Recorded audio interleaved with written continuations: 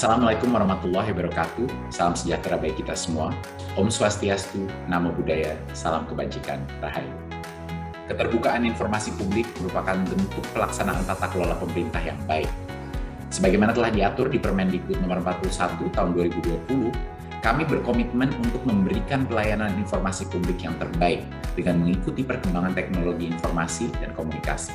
Kami mengembangkan sejumlah platform digital sebagai media komunikasi informasi publik yang dapat diakses secara gratis dan aman.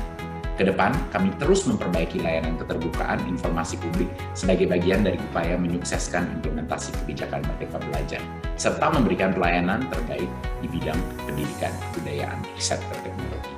Wassalamualaikum warahmatullahi wabarakatuh. Om Shanti Shanti Shanti Om. Namo Buddhaya.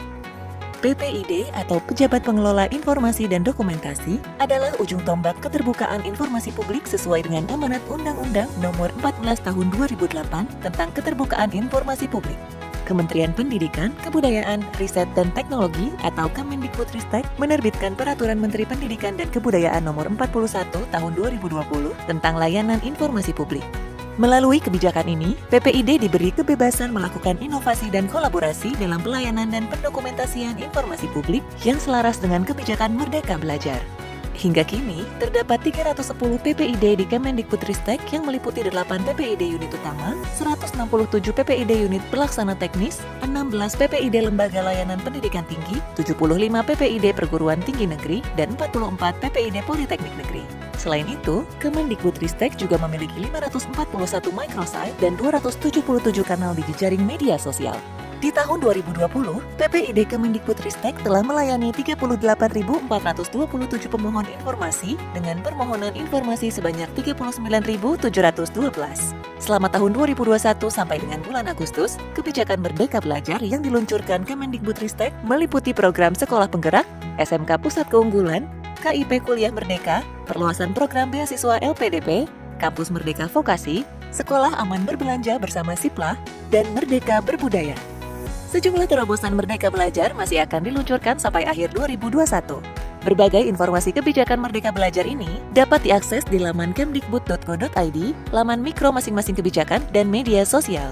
Kemendikbudristek secara aktif melakukan kegiatan diseminasi informasi terkait kinerja, layanan dan kebijakan atau program pendidikan, kebudayaan, riset dan teknologi melalui acara virtual peluncuran kebijakan, siaran pers, penerbitan infografis, videografis, dan soal sering ditanya, serta bincang pendidikan yang dihadiri para insan pers dan webinar silaturahmi Merdeka Belajar yang menghadirkan informasi terkini setiap minggunya dengan dihadiri masyarakat umum serta pemangku kepentingan. Segala informasi tersebut diunggah melalui berbagai kanal laman resmi, media sosial, dan media eksternal. Berbagai inovasi terus dilakukan demi meningkatkan pelayanan informasi kepada publik. Inovasi tersebut antara lain perizinan siswa, perizinan satuan pendidikan kerjasama, sistem penyaluran dana BOS, Kamus Besar Bahasa Indonesia Disnetra, data pokok kebahasaan dan kesastraan, laboratorium kebinekaan bahasa dan sastra, serta sistem informasi perbukuan Indonesia dan sebagainya. Di tengah pandemi, layanan informasi yang akurat tentu menjadi kebutuhan yang mutlak. Kemendikbudristek melakukan berbagai inovasi mulai dari laman bersama hadapi corona, sistem informasi kesiapan belajar mengajar satuan pendidikan di masa pandemi COVID-19, bahan belajar yang dapat diakses melalui rumah belajar, guru belajar dan berbagi, ayo coba asesmen kompetensi minimum, uji kemahiran bahasa Indonesia daring, hingga gelaran virtual seperti jelajah museum virtual, tur virtual arkeologi, pameran virtual Hardiknas 2021, dan Pekan Kebudayaan Nasional 2021 yang akan diselenggarakan secara virtual. Selain inovasi-inovasi ini, Kemendikbudristek juga melakukan kolaborasi dengan berbagai pihak. Dalam hal penyediaan informasi, Kemendikbudristek bekerjasama dengan Yayasan Mitra Netra mengembangkan Kamus Besar Bahasa Indonesia bagi Disabilitas Netra atau KPBI Disnetra. Bekerjasama dengan Seameo, Regional Open Learning Center dalam pengembangan aplikasi kursus daring. Kemendikbudristek juga menghadirkan sistem informasi data kerjasama pendidikan vokasi atau Sikermadiksi untuk memudahkan penjaringan data kerjasama antara Kemendikbudristek dengan dunia usaha, dunia industri, dan dunia kerja. Selain itu, Kemendikbudristek mengakselerasi kolaborasi perguruan tinggi dengan dunia usaha dan industri melalui platform Kedai Reka. Hingga saat ini, terdapat 200 lebih entitas terkemuka dan 1.000 lebih kontribusi dari insan dikti sehingga tercipta kolaborasi berbasis kesetaraan dan keterbukaan. Dalam menyediakan data dan informasi pendidik dan peserta didik yang terpapar COVID-19, Kemendikbudristek bekerja sama dengan gugus tugas penanganan COVID-19 dan Kementerian Agama. Selanjutnya, kolaborasi dalam pelayanan informasi. Kemendikbudristek bersama Kemenpan RB meluncurkan SP4N Lapor untuk merealisasikan kebijakan No Wrong Door Policy. Melalui platform ini, hak warga dalam melakukan pengaduan ke Kemendikbudristek dapat tersalurkan dengan baik. Kemudian, untuk menjamin berlangsungnya pembelajaran jarak jauh di tengah pandemi, Kemendikbudristek bekerja sama dengan berbagai provider seluler di tanah air. Kolaborasi ini diwujudkan dalam bantuan kuota data internet bagi pendidik dan peserta didik di seluruh Indonesia.